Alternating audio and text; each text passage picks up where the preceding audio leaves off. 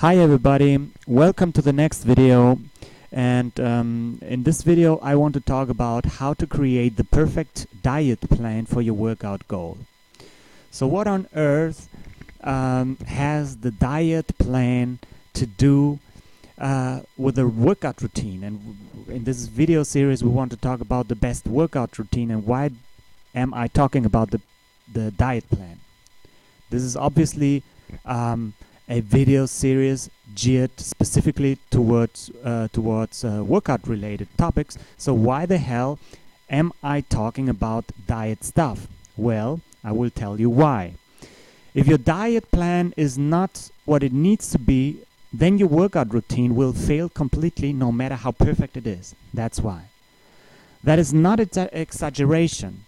You could be using the single greatest workout program ever created, and it will get you absolutely nowhere if you are not eating in a way that supports your goals. What I'm trying to say is your diet plan is equally as important as your workout routine, if not more so, in terms of getting the results you want to get. So what you need to do now is create the diet plan that will work best for you. And as you can imagine, fully explaining how to do that would require its own insanely comprehensive guide. Until I get around to do next video series on dieting, here's the ultimate mini guide to how to create your perfect diet plan.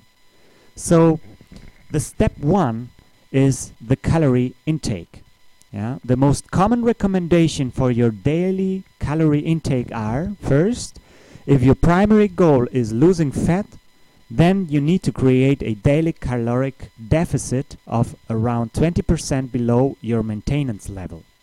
And second, if your primary goal is building muscle or increasing strength, then you need to create a daily caloric surplus of about 250 calories above your maintenance level. Above half that is for women. Now let me explain what the hell that actually means. What is, for example, the calorie maintenance level? Every person has a certain number of calories that they need to eat each day in order to maintain the current weight. This is what's known as your calorie maintenance level. There are a bunch of complicated ways to estimate what your maintenance level is, but the quickest and simplest way is to just multiply your current body weight in pounds by 14 and 18.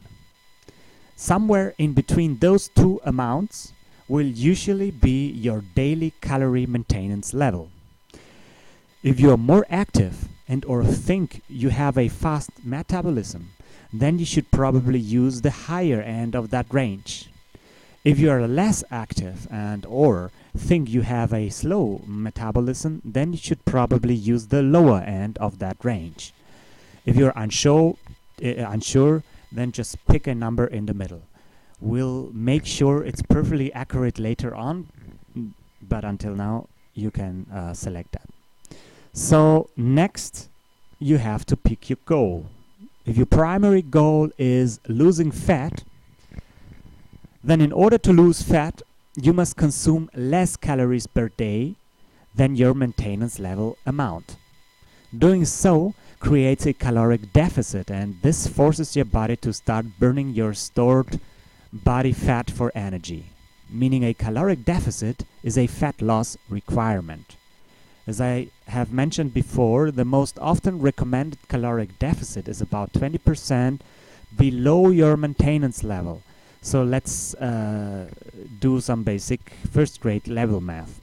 For example, if your estimated caloric maintenance level is 2,500 calories per day, then you would figure out that 20% of 2,500 is 500.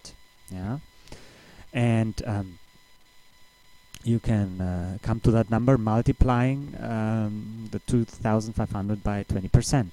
Then you would just subtract that 500 from the 2,500 and you get 2,000. In this example, this person would need to eat 2,000 calories per day to lose fat. If your primary goal is building muscle, then in order to build muscle, you must consume more calories per day than your maintenance level, and doing so creates a caloric surplus, and this provides your body with the calories it needs to actually create new muscle tissue. Meaning a caloric surplus is a muscle building requirement, and as I mentioned before, the ideal caloric surplus for most guys is about 250 calories above your maintenance level, and around half for that for girls. So let's do some basic math again. For example, a man with an estimated caloric maintenance level of 2500 calories per day would add 250 or so calories to it and get about 2750 calories. In this example, this person would need to eat about 2750 calories per day to build muscle at an ideal rate. Since our calorie intake is based on an estimate, it's possible it can be a little off. Luckily, there's a very simple way to double check it. Weigh yourself once per week, first thing in the morning before you eat or drink anything, or weigh in daily and take the weekly average. Then just monitor what your weight does from week to week. If your goal is losing fat, you should end up losing between a half and 2 pounds per week, or closer to 2 pounds if you have a lot of fat to lose, closer to a half pound if you only have a little fat to lose, or somewhere in the middle. If you are losing weight slower than that, or not at all, then reduce your calorie intake by an additional 250 calories. And if you are losing weight faster than that, then increase your calorie intake by about 250 calories. If your goal is building muscle or increasing strength, then you should end up gaining about a half pound per week or 2 pounds per month. And again, for women, it should be about half of that.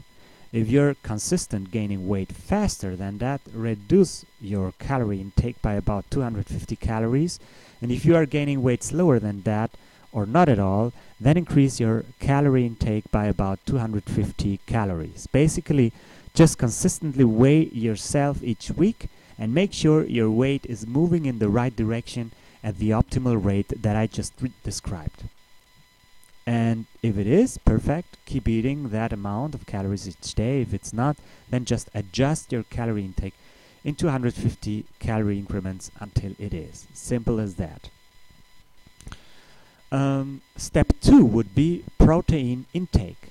The most common recommendation for the daily protein intake of healthy adults who are weight training regularly is between 0.8 to 1.5 grams of protein per pound of body weight.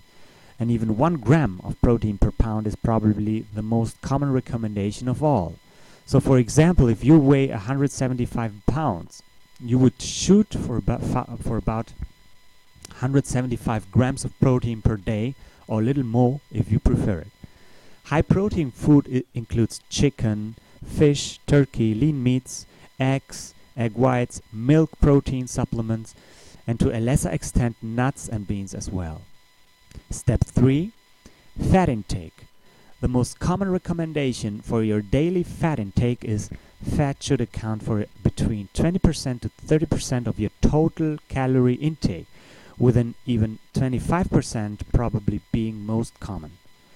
For that to make sense, you need to know that 1 gram of fat contains 9 calories. So, for example, if your ideal calorie intake is 2000 calories per day, you would first figure out that 25% of 2000 is 500. Then you would divide that 500 by 9 and figure out that you would need to eat about 55 grams of fat per day in this example. So foods high in the healthy fats that should account for the majority of your fat intake include fish, fish oil supplements, nuts, peanuts, almonds, walnuts, seeds, and olive oil.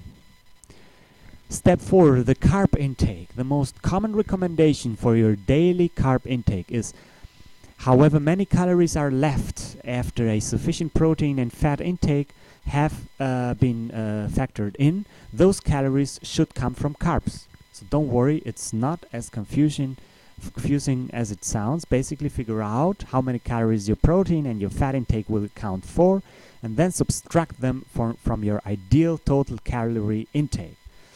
However, many calories you are left with to reach that ideal total, those calories will all come from carbs. Confused?